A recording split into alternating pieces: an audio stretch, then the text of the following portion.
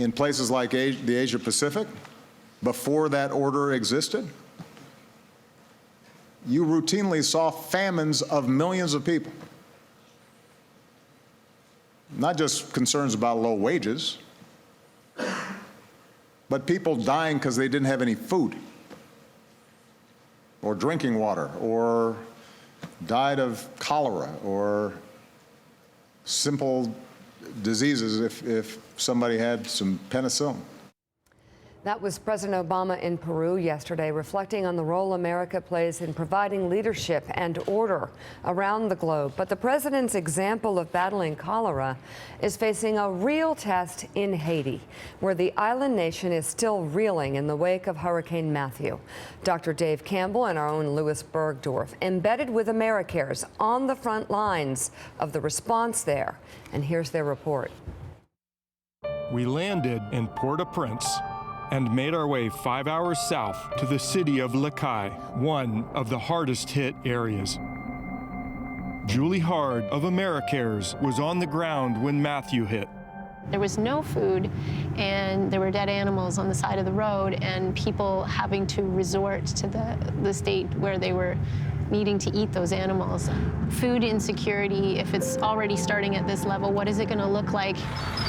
This is it. This is the bridge. This is where it all happened. This bridge washed away in Hurricane Matthew, essentially cutting off the southern end of this very long peninsula from all communication, all food, water, and supplies. 4 hours later, we make it to Le Cai. Americares works late into the night, preparing equipment and supplies.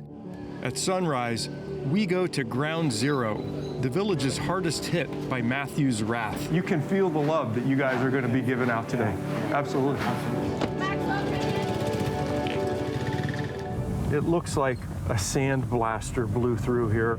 We've started to see more and more trees knocked down, palm trees with completely decapitated. I live in Palm Beach County. It's like the other side of the world, but we're only 90 minutes out of Miami. Cholera is the big fear on this island. On the way, a never-ending line of decimated towns. The only thing that remains untouched by the storm are the headstones that line a nearby cemetery. We finally reach the village of Despa. Americares quickly sets up the clinic in one of the only homes left standing. Its owner, Claude, sheltered over 500 people here when Matthew struck. We had 500 people in the house, and the wind was so high. The wind was so high, they thought that we were gone also, that we'd be dead. This makeshift clinic already has over 100 people, desperate for doctors. So we are watching a cholera class. We just have a suspected case of cholera that showed up. She's dehydrated. The veins start to collapse, make it very difficult to start an IV catheter, but there's no choice. This IV has to go in, and it has to go in now. I think this will be a case that prompt treatment will help this lady get through this episode. Nearby, a woman named Amatois shows me what remains of her home. She and her 5 children still live here. The whole community knew that Matthew was coming, so they went into the church, and unfortunately, the church crashed on top of them. She tells me that they lost 5 people in the collapse, and now with no money or resources, they've returned to their homes to pick up the pieces and try to figure out what to do next. 20 miles away, food deliveries are looted by protesters. Roadblocks, fires, violence, desperation. We're also going to put the cameras down because we absolutely don't want to draw attention to ourselves. We're forced to change course and take shelter in an orphanage. Former Navy chaplain Father Mark Boisvert took us in and tried to explain the challenges. They had 15 pallets put aside for us, so we went in today. Well, the people who have been there every single day for the last 5 days, outside the gate, waiting for crumbs to fall off the table and not getting anything. And it just got to the point where they got frustrated and it turned violent. The difference this time, the people are asking me, why is God not with us? And I've never heard that before. You know, I think this is beyond what they even ever expected could happen. It's just so much, and it's going to last for a long time. The laughter and energy of the children was in stark contrast to what lay just beyond the walls of the orphanage. I've heard a lot on this trip about the strength of the Haitian people. I've seen it for myself in the eyes of the patients at the clinic, in the doctors and nurses on the ground, in the families struggling to pick up the pieces. Even the strongest patient needs help sometimes. It is clear the people of Haiti need our help now, maybe more than ever. And that's saying a lot. Dave, Dr. Dave Campbell's with us, along with Louis Burgdorf and the president and CEO of Americares, Michael Ninehuis. So, Dave, you've been all over the world, you've seen bad situations. What is so stunning to me is, upon your return from Haiti, you said this is the worst conditions you've ever seen human beings live in. And to put it into perspective for people watching, the flight from America to those scenes is about the same distance from New York to Washington, D.C. It's that close, and people are living in despair, cut off from relief, cut off from anything. They're cut off even within their own country, let alone cut off from the international community. Bridges were washed away. The ability to get a truck from the capital, which was relatively spared, to this big, long peninsula of farmland, ended. And you say that like ships can't come in and bring relief because they would be overrun. It's like why are people starving to death? Why are people not being treated right now? This hurricane disaster actually hit the farmland. So the breadbasket of the country was decimated, and they have no seeds to plant for the next several months' crop harvest.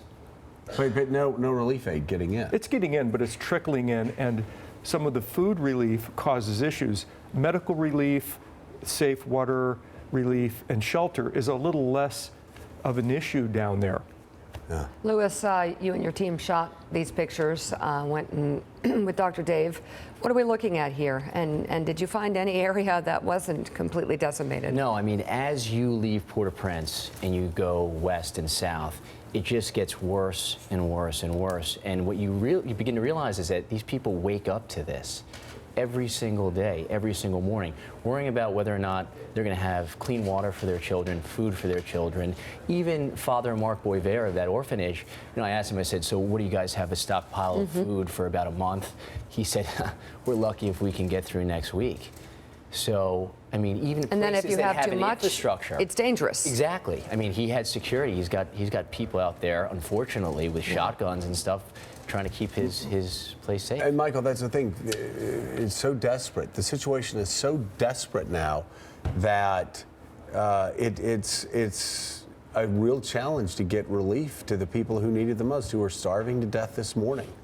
Yeah, it's very difficult, but on the other hand, groups like ours have high-quality teams that your team met down there that are doing great work and are getting relief to remote places. We have 3 mobile medical teams that are dispatched out every day to communities that need their help, that have no other access to health care. We've seen 6,000 patients or more that just need that care. We've been able to distribute medicines and supplies to lots of hospitals and clinics. So it is possible to do this and to get the relief there that's needed, but you got to know what you're doing. Dave, you said that you guys were made an unexpected trip to that orphanage that we saw, and that was because it was tough passing. There was a safety issue. Well, the problem that we encountered was the food desperation created by near starvation conditions caused the shipments of food coming off of ships on barges into the port city of Lakai to cause this unrest. And we literally felt it unsafe to go through that area of unrest. And there's only one street. Goes right through the port city. It's incredible.